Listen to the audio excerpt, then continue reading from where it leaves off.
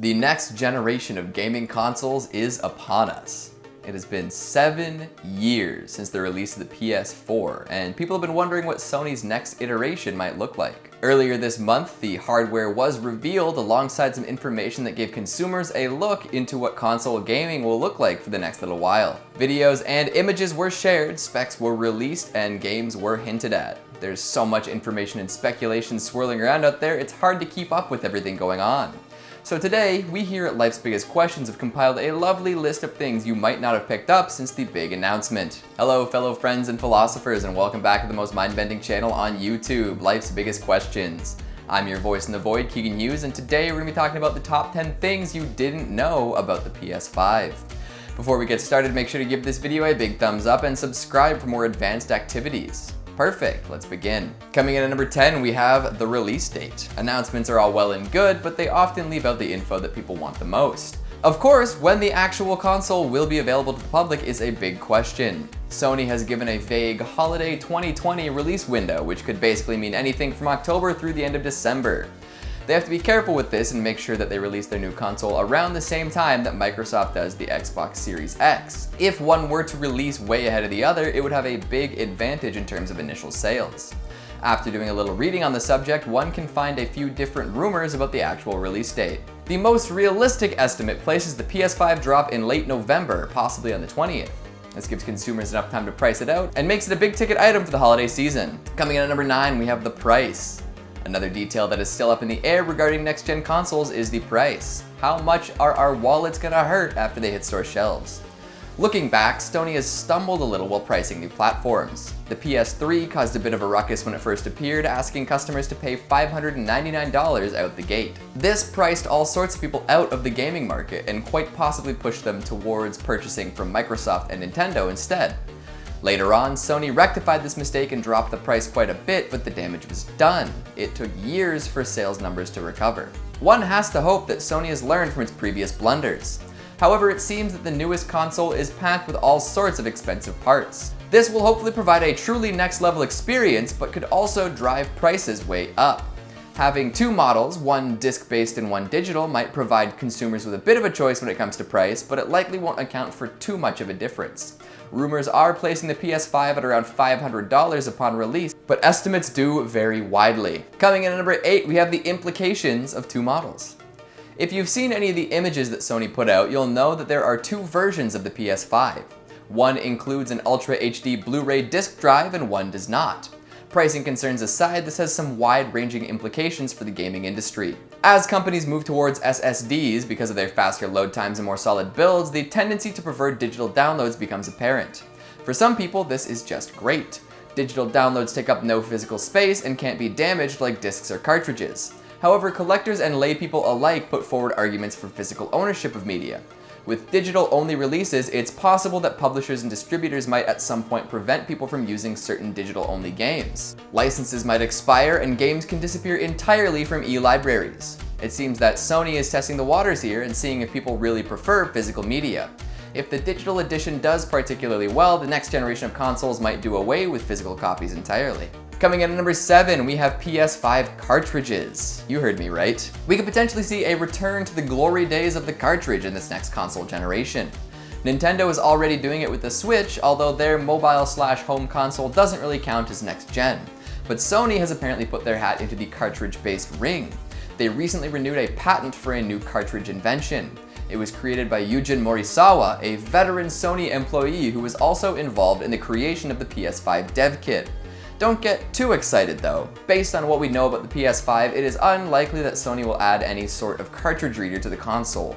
The rumors were exciting though. Coming in at number 6, it's big. Like, really big.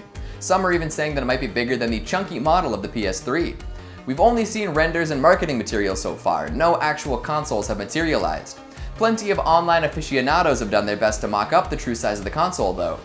The other day, an image of a PS5, Xbox Series X, and Nintendo Switch emerged, all claiming to show off the true size of the new console. However, after being analyzed, the image was shown to be doctored. Just looking at the massive black and white tower gives you some idea of how large it might be though. The design is definitely moving away from the sleek black box that defined the late PS3 and PS4 eras. As consoles evolve to be more like dedicated gaming PCs, it makes sense that one would size up to accommodate higher-end components. Coming in at number 5, we've got backwards compatibility. Every time consoles leap forward, folks are curious to know if they'll be able to step back at any point. For the PS5, that seems to be the case. Reports seem to say that the 5th Sony console will be able to run physical copies of PS4 games and possibly even digital versions if they're loaded onto an external hard drive. Exciting news for those who want an all-in-one console. They've also seen patents filed that seem to indicate that they'll be taking backwards compatibility a step further too.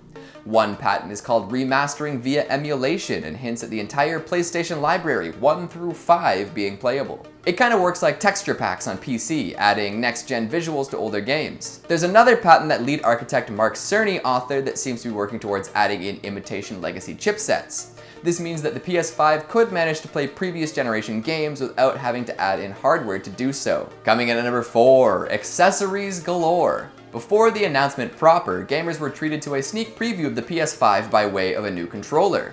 The DualSense immediately went viral, with people making memes and custom controllers at lightning speed. The new Stormtrooper-esque look was a hit with some and a total miss with others. The features it packs in should make up for any visual issues people have with it though. Featuring haptic feedback, adaptive triggers, and a built-in microphone, it appears to be the most advanced controller yet. Just don't drop it. Additionally, Sony has announced a new proprietary gaming headset featuring 3D audio, a remote for those who want to use it as a media center, an HD camera that streamers will love, and of course a DualSense charging station.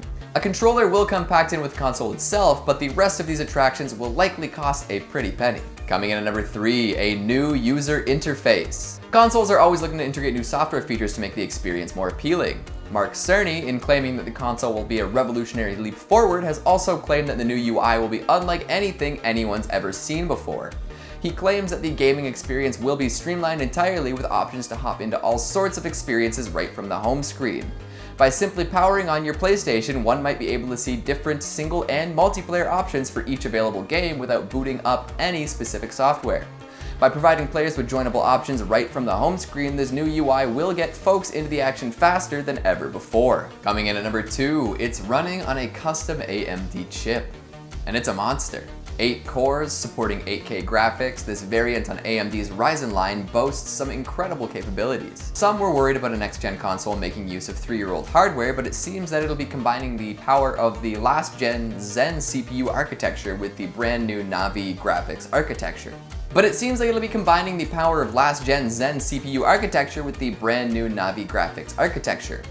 This chip supports ray tracing, which should make the visuals in-game look incredible. Light reflection and refraction will appear like never before. The chip won't just improve visuals, but audio too. Developers have teased the possibility of 3D audio. Loading times will decrease, especially with the switch from disk-based hard drives to SSDs. And finally at number 1, some new games. The biggest news attached to the new console has to be the new games. Remakes of bestsellers like GTA 5 have been announced, but you can bet that heavy hitters being released at the end of the PS4's life cycle will receive turbo-powered re-releases too. There's been plenty of speculation around brand new titles as well. Original IPs and the latest addition to long-standing series have all been announced for the PS5. We've got Assassin's Creed, Resident Evil, and Horizon Zero Dawn sequels on their way. Add in the loot slasher Godfall and Spider-Man Miles Morales and you've got one heck of a lineup. New Ratchet & Clank, Dying Light, and a ground-up remake of Demon's Souls makes this console hard to resist. Plenty more where that came from too. What new game are you most excited for on the PS5? Sheesh. Big changes on the horizon, eh? I'll cap this video off by relaying one more tidbit from Mark Cerny. He wants to make it crystal clear that this is more than just an upgrade from the PS4. I suppose the PS4 Pro did that well enough. We don't know enough to make any bold claims, but it looks like there are plenty more features on the way that will make the next gen very exciting. What are your hopes for the PS5? Do you have any price point predictions? Will you be grabbing one on release day? Make sure you let me know down in the comments. Speaking of comments, let's take a look at some of your more wholesome ones from What If the Lovecraftian Dreamlands Were Real? Vintage Zurupt Montages and Clips says if Dreamlands were real, you'd recreate Shark Boy and Lava Girl. Does that mean that George Lopez would also make an appearance in a giant mechanical suit?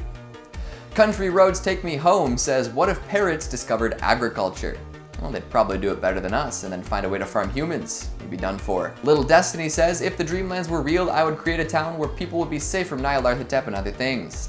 That is a very noble goal, little Destiny. I wish you the best of luck. The real Spider Mew says, I tend to have some very vivid and strange dreams. I think I do go there in my sleep. Well, if you get there again, could you do me a favor and pick up a liter of Night Gaunt milk? I need some for a ritual and I've run out. YouTube user asks, what if humans were cold-blooded? We'd probably start laying eggs, which would be interesting. And Noah Dennis asks, why do good guys always win, video games and real life? History is always decided by the victor, so whoever wins will end up as the so-called good guy. And that's all the time we have for today. Before I count up my polygons, make sure to give this video a big thumbs up and subscribe for more gaming greatness. Thanks for watching, and I'll see you next time.